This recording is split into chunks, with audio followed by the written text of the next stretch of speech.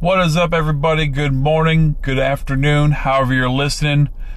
This week on the pod, we're going to cover the Roquan Smith debacle. I'm going to get into that a little bit. We're going to talk about the game preview we got tonight. A little Bears-Seahawks preseason action.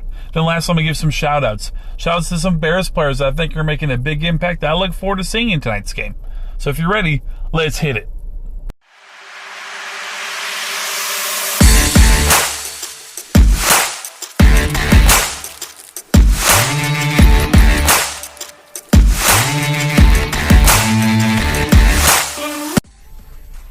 What is up, everybody? Welcome back. Welcome in. It is game week, baby. Bears and Seahawks. Let's fucking go.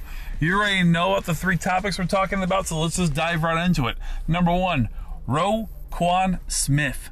Maybe I should say St. Omni. Maybe I should say the Mr. Planter's Peanut Man with the Oracle and the mustache. I'm not sure what the hell you are or what your play is or what you're doing, but it ain't working, bro. It ain't working. You're putting yourself in a bad look, in a bad situation, and all you're doing is devaluing yourself. Look, I'm here for you to get your bag. I want you to get your bag.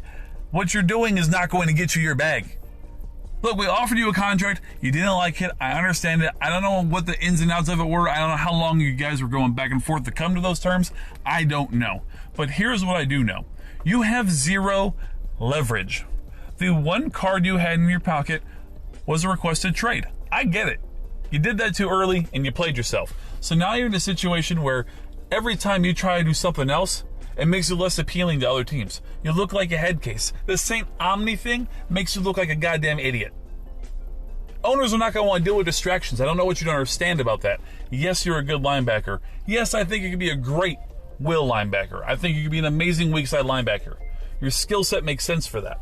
However, you have to prove that first. What don't you understand? You got to prove it. Look, you've done good things at middle linebacker. You've put up big tackle numbers. I get it.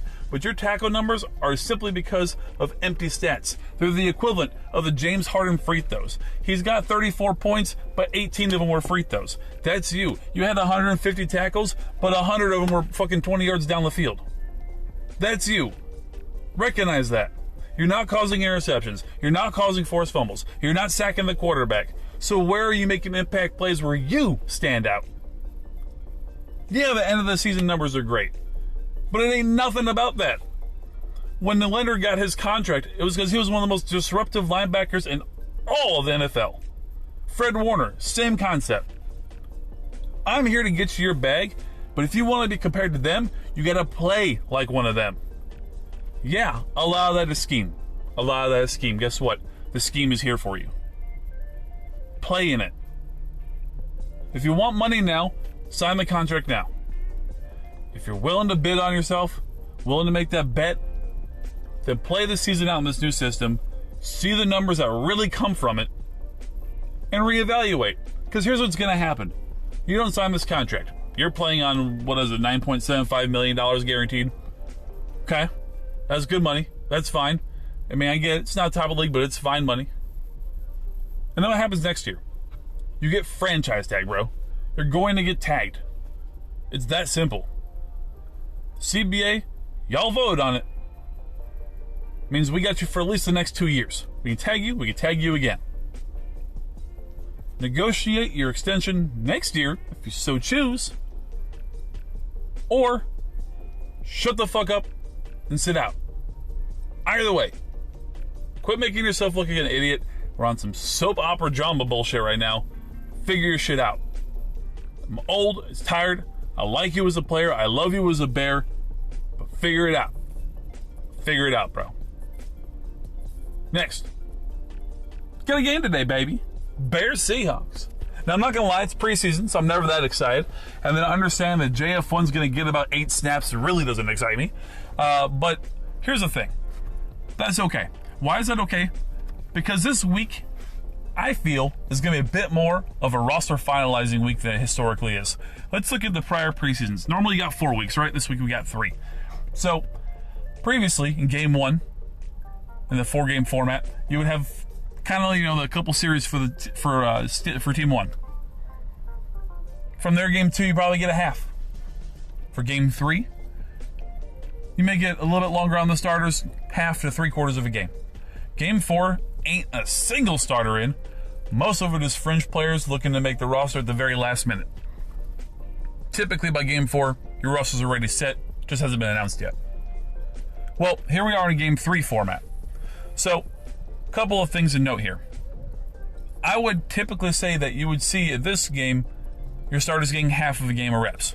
However, we've got this weird, funky, short week situation where the NFL's trying to maximize TV dollars because they decided they want an extra regular season game. So now they're putting preseason in prime time. It's weird. I don't know. I don't really dig it, but it is what it is. So week 1, your starters got a pretty decent little look. Short week, you got guys like JF1, Mooney. Some of these guys are going to get shorter reps. It's going to be on a per player basis. The guys they know are surefire Team 1 are not playing much this week. The guys trying to play their way into Team 1, going to get a good long look. Guys on Scout Team or Team 2, they're going to get a good run today too. What's going to happen is Team 2 is going to separate itself from Team 3, which is eventually going to bring us to our 80-man roster cuts. Yeah, that's right. We're right there. We have to finalize our 80-man roster here very shortly. From there, we got another game, Game 3. Game 3 is, of course, your official roster finalizing game. However, I do think going into that week, we'll already know who's here and who's not. Camp favorites will be gone. Sensible choices will be here. I think that's what we're looking at. So I think this game's important. I think we're going to get players have good long looks that we need to see. People like Tevin Jenkins, we'll talk about in a little bit. Tevin Jenkins sliding in the right guard 1 spot. Look, that's cool. I'm here for it. If it works out, that's awesome. However, from what I can tell from this offseason, this preseason, it's best 5 up. If Tevin Jenkins can't hold together in this game, he's not your starting right guard. If Tevin Jenkins looks like the Tevin Jenkins we watch in an Oklahoma State film, your boy is your right guard. And I'm here for it. Man makes a lot of sense at guard. He's got the shorter arms that we're concerned for tackle. I can see that making a lot of sense. He's a mauler on the inside. Well, if you're running outside zone, you need that guard to be able to stretch. He's going to be able to put down and pancake some people downfield. He's going to be able to down block. He's going to be able to zone block a little bit better. So I'm here for it. I think it makes sense. What I don't understand, and I think is a little bit of a challenge for me, is I think we're going to see some starters get some long runs. I get they need the snaps. I get they need playing time. But some of the starters like Jaquan Brisker, look, we know what that man is, all right? Last week, we saw it. Solidified. Boys are safety. He's going to be amazing. I think he gets a good long run. Why? Because he's a rookie and he needs the snaps. I get it. But you also need to save your body. You're on a short week. You've got 2 good days of practice and you're right back into a new game. Flus is trying to spin it, saying this is a good thing, gets him ready for the week against Washington. Bro, that's like in 2 months. That's like in 2 months. We can't be practicing now for 2 months from now. So I appreciate the positive spin, but that's coach speak. That's coach speak. But yeah, overall, I think your O-line gets a good long look. I think some of your defensive players will get good long looks. I think you'll rotate in a lot of guys in that secondary spot. And I think on the defensive line, we'll get a good long rotation as well. I think you'll see a lot of guys sliding in, especially at the edge rusher position. We already have our anchors there with Quinn and Gibson.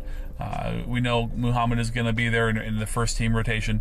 So we're seeing some depth pieces. I think that's fine. That's fine. It'll be interesting to watch. I'm here for it. Lastly, shout-outs. All right, so I mentioned a couple of these guys already, but I got to hit them up because I love it. Let's talk back to Brisker. Man, oh man, oh man, I am a fan of you. Big fan of you. Let alone that 3 and out that you caused by yourself last week was grade A material.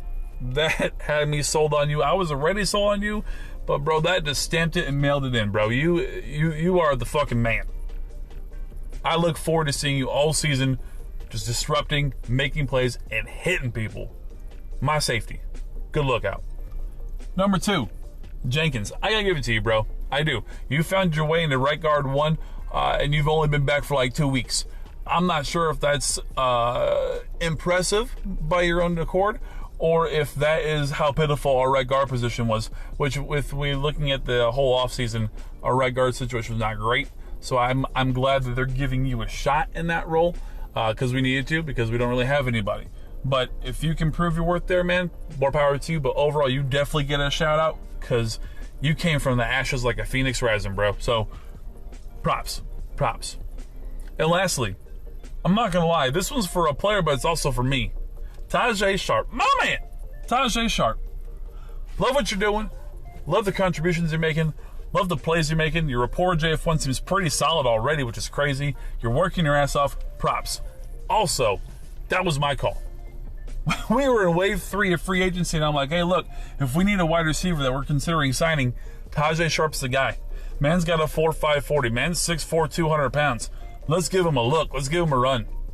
So props to me as well for that shout out. But Tajay, you doing all the work, so it's for you, brother. Love you.